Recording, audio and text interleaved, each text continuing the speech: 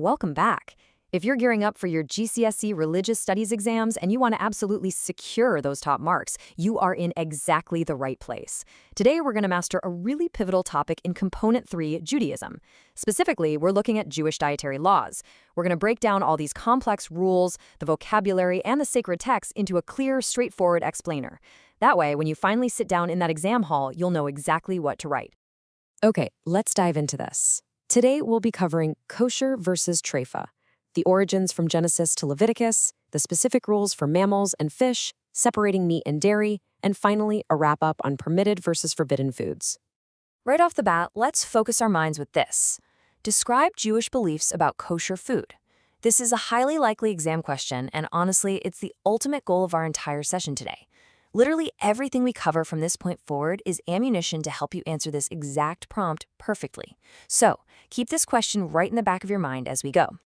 Section 1. Kosher versus treifa explained.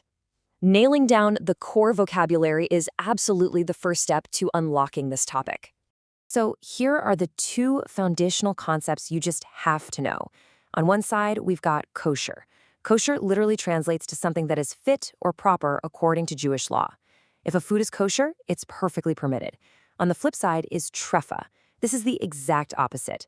Treifa is the term used to describe foods that Jewish people absolutely cannot eat. It's a strict binary system, really. It's either fit and proper or it's forbidden. Building on that, we have a term called kashrut.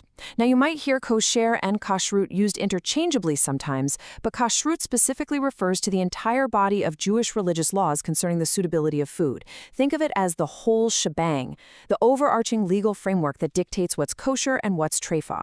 And it covers not just what is eaten, but exactly how it's prepared, too. And why does this huge legal framework even exist? Well, it's because of the mitzvot. Mitzvot are the commandments or religious duties in Jewish law. You see, following these dietary laws isn't just some modern lifestyle choice or health kick. It's an essential, non-negotiable Jewish practice. It's a matter of religious law and a direct fulfillment of the mitzvot. Moving on to Section 2, Origins, from Genesis to Leviticus. Let's look at exactly where these mitzvot come from, because examiners love it when you reference specific sources of authority. The biblical timeline regarding food is actually pretty fascinating when you map it out.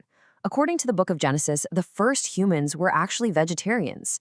It wasn't until way later, after the Great Flood, that God explicitly allowed Noah to eat meat. But it definitely didn't stop there.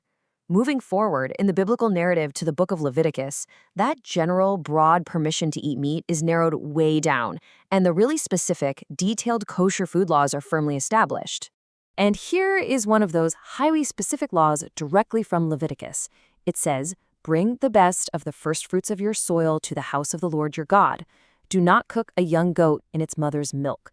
So the absolutely crucial point here is that these rules go way, way beyond just a simple list of permitted animals. As this text makes super clear, there are strict commands regarding the very way in which food is prepped and cooked. Section 3. Animal rules, mammals, and fish. Leviticus chapter 11 lays out incredibly specific physical requirements for the animals permitted to be eaten. Let's see what it says. And this brilliantly illustrates the first major rule for mammals, the true cloven hoof. This just means the hoof is completely divided, or split down the middle. You'll find this specific physical trait on animals like sheep, goats, and cattle. If the hoof isn't completely split, then the animal is treifa. No exceptions. But wait, a split hoof alone isn't quite enough. The animal must also chew the cud.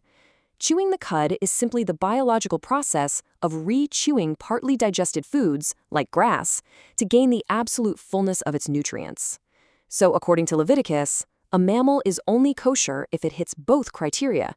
It must have a cloven hoof, and it must chew the cud. Now, what about creatures that live in the water? Well, the rule from Leviticus here is really simple, but incredibly strict. Whether the creature lives in the sea or a river, it is only kosher if it has both fins and scales. These are the parts of the fish that help protect it from predators and allow it to move easily through the waters. No fins, no scales, then it is definitely not on the menu. Section 4. Separating meat and dairy. Let's move to halahat deh and see how this builds into the practical rules of everyday life. Because of that specific command in Leviticus we looked at earlier about not cooking a goat in its mother's milk, the preparation requirements in a modern kosher kitchen are incredibly rigorous. Meat and dairy can literally never be cooked together. In fact, they have to be kept completely separate. This often requires totally separate utensils, different plates, and sometimes even separate sinks. Furthermore, a person cannot eat meat and dairy at the same time. They actually have to wait up to several hours apart between eating them. This constant separation is a really powerful, daily, physical reminder of their religious duty and the mitzvot. Finally, Section 5, Permitted versus Forbidden Foods. Let's bring all this together. Now, what's really interesting about this slide is how neatly we can categorize all these complex ancient texts into a straightforward can-eat versus can't-eat list for your exams. Under the can't-eat trefa side, we have shellfish because, remember, they lack fins and scales. We have mammals that don't chew the cud or lack cloven hooves, birds of prey, animals killed incorrectly, and meat and dairy mixed together. But then look over at the can-eat kosher side. Fish with both fins and scales, mammals with true hooves that chew the cud, all fruits and vegetables, and meat and dairy kept strictly separate. Seriously, take a mental snapshot of this comparison right now. It is your ultimate cheat sheet. And that brings us right back to our final test. Describe the animals that Leviticus states are kosher. Based on everything we've just covered, could you answer this effortlessly right now? Could you talk about cloven hooves, chewing the cud, fins and scales? You absolutely can. You now have the exact structure and the vocabulary to completely crush this topic. But before you go, ask yourself this. How might the strict, daily observance of these ancient dietary rules shape a person's modern identity and connection to their faith? Every single time they sit down for a meal, it's like a constant living practice. Think on that as you review your notes. Thanks for joining me on this explainer, and keep focused on your studies.